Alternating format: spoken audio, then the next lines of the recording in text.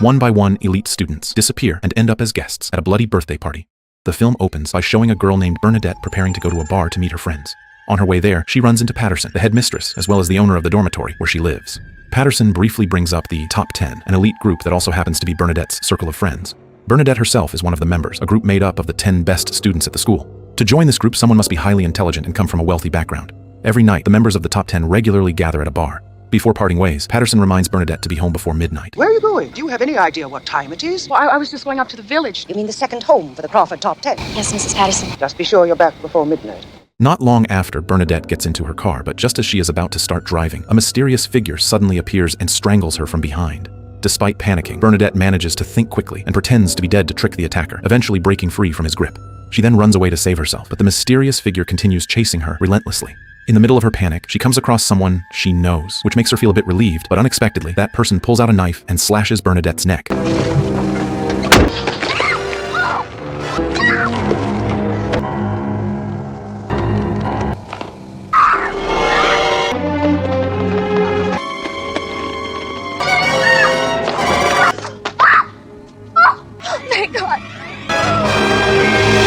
The scene then shifts to the Top 10 members waiting for Bernadette at the bar, consisting of Etienne, Anne, Maggie, Rudy, Steve, Amelia, Greg, Alfred, and their newest member, Virginia. They begin to wonder why Bernadette still hasn't arrived, and not long after, Alfred shows up carrying his pet rat. The atmosphere in the bar has been uncomfortable due to the noise made by a group of older men, and Greg, who has been holding back his frustration, finally loses his temper and is about to confront them. As the situation starts to heat up, Rudy deliberately uses Alfred's pet rat to disturb the group of older men. The group of older men becomes furious because of Rudy and his friend's prank, and realizing the situation is getting out of control, the Top 10 members quickly run away to avoid being caught. Once they reach the parking area, they notice a drawbridge nearby, and without thinking much, all of the Top 10 members, except Alfred, decide to play a dangerous game where they drive at high speed to try and cross the bridge as it is lifting. Most of them seem to enjoy the extreme thrill, but unlike the others, Virginia looks anxious and terrified. While inside the car with Greg and Amelia, Virginia becomes hysterical as Greg speeds forward and drives across the bridge, even though it has already lifted quite high. But despite the risk, Greg manages to make it across safely. Come on, everybody, let's play the game! Remember, you stupid!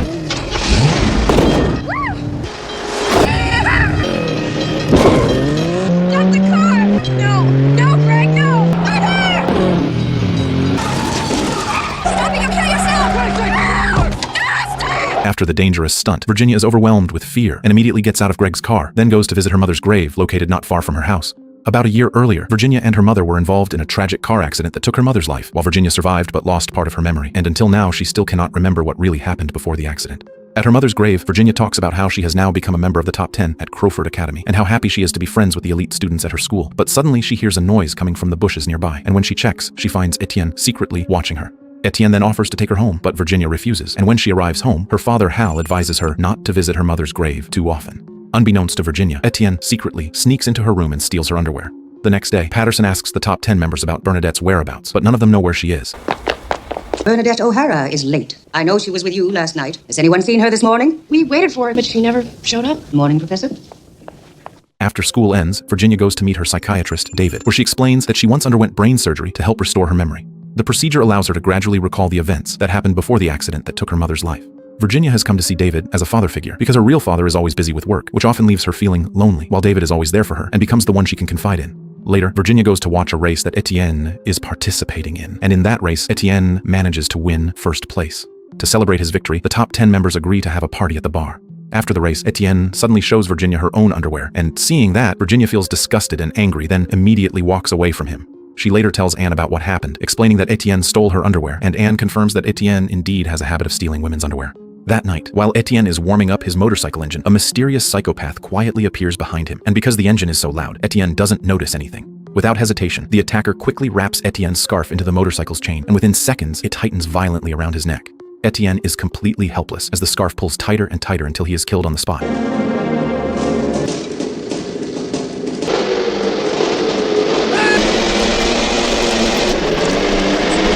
Meanwhile, the Top 10 members begin to grow confused because Etienne never shows up to his own celebration party, and not only Etienne, but Alfred is also absent from the gathering.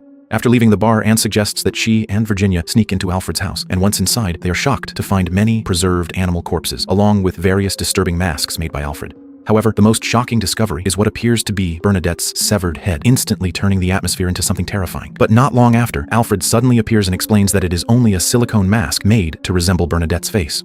The next day, the top 10 members are called into Patterson's office, where they are questioned one by one about the disappearance of 2 of their members, Bernadette and Etienne, but none of them admit to knowing where they are. That night, while Greg is working out in the fitness room, the mysterious psychopath appears again, but this time something feels different as Greg seems to talk to the figure as if they know each other. Not long after, the situation turns horrifying as the psychopath brutally kills Greg using a barbell. Oh, it's you. Hey, do me a favor, slap on 10 more, huh? How about 2 more 25s? What are you doing? Come on, please, put him back. A few moments later, Amelia arrives at the fitness room and is confused when she cannot find Greg there. The next day, during a soccer match, Anne and Virginia try to calm Amelia, who has been visibly anxious since Greg's disappearance. In the match, Rudy and Alfred manage to lead their team to victory. After the game, Rudy invites Virginia to go up to the church tower, but once there, he suddenly scares her by pulling out a knife, which makes Virginia panic and become terrified, causing her to immediately leave and go to see David. On her way to David's office, Virginia passes by a severely injured patient, and the sight triggers memories of the brain surgery she once underwent, where her past begins to slowly resurface. Virginia starts to feel that something is wrong with her since the operation, sensing changes she cannot explain, as if a part of her is no longer the same. Seeing her condition, David tries to calm her down, assuring her that everything she is experiencing is part of the process of recovering her memories. The next day, because 3 students have gone missing, Crowford Academy launches a large-scale investigation among the students. One of the police officers discovers a student's scarf along with a human skull in the school garden, which immediately sparks panic among the students. But after further examination, the skull turns out to be only a replica. Meanwhile, Virginia, who is in the library, is startled by Rudy's sudden appearance, and seeing him makes her feel relieved since he had previously disappeared. At the same time, Virginia begins to feel terrified that she might have unknowingly harmed the people around her. While hanging out with her friends near the swimming pool, Virginia experiences another flashback when she sees Maggie diving, and she finally remembers that her mother died by drowning. The memory makes her even more restless, and not long after she goes to visit her mother's grave, without realizing that Alfred is secretly following her from behind to confess his feelings. However, in a sudden turn of events, Virginia attacks him and stabs him to death on the spot, showing that she is no longer the same person as before, as her behavior has drastically changed and become increasingly uncontrollable.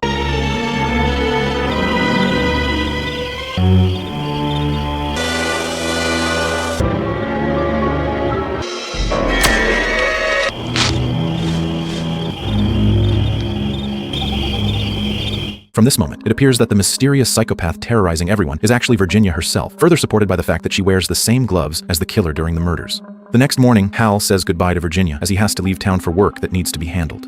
Virginia looks sad because her father once again cannot attend her birthday party, which will be held on Sunday, but to comfort her, Hal promises that he will try his best to come.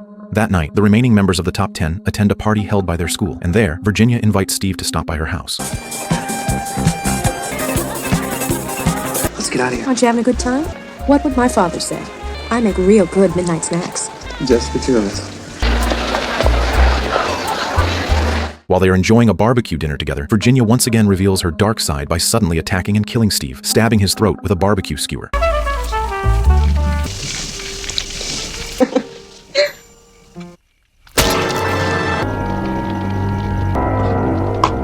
The next morning, Anne comes to Virginia's house and says that Virginia spent time with Steve the night before, but strangely, Virginia has no memory of inviting him over. While taking a shower, Virginia experiences another flashback of the car accident on the drawbridge, where, in her memory, her mother appears angry about something that had humiliated both of them.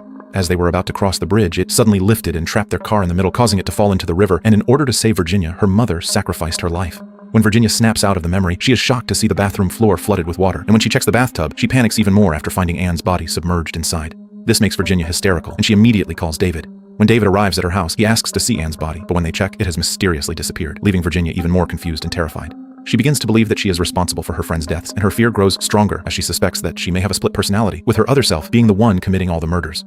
Virginia then tells David that this personality may have emerged after she was taken by the top 10 members across the drawbridge, the same place where she and her mother had their tragic accident, suggesting that the trauma may have triggered her alternate personality. Their conversation continues until exactly midnight, which coincides with Virginia's birthday, and as someone who has always been there for her, David wishes her a happy birthday. Since Virginia is alone at home, David decides to stay and keep her company until Hal returns. The next morning, a detective comes to Virginia's house to question her, telling her that Anne has been reported missing and that her car was found parked in the bushes not far from Virginia's home. But David tries to deflect the situation by saying that Virginia is sick and insists that no guests have come to her house recently. News about the disappearance of half of the elite students at Crowford Academy begins to spread in the newspapers, and David later informs Virginia that the police have indeed found Anne's car in the bushes, which further strengthens Virginia's fear that she is responsible for her friends' deaths.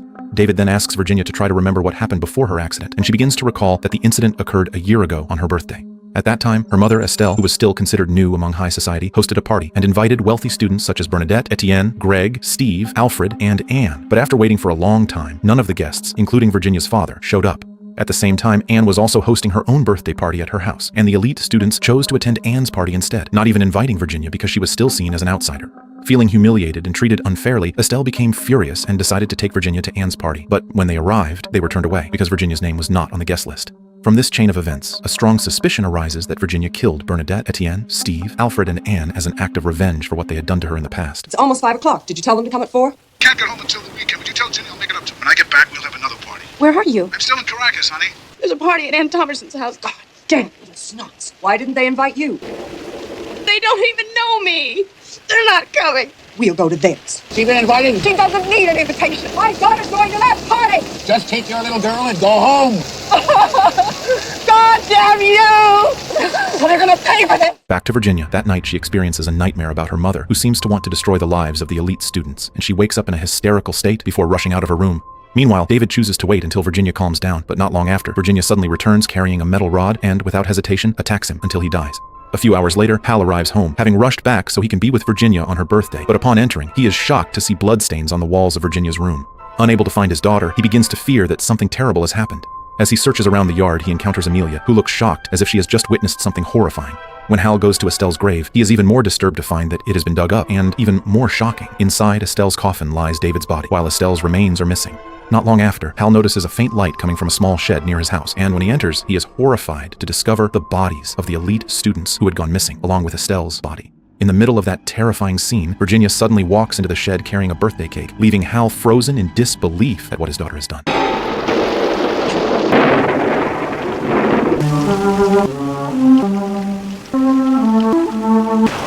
Happy birthday to me.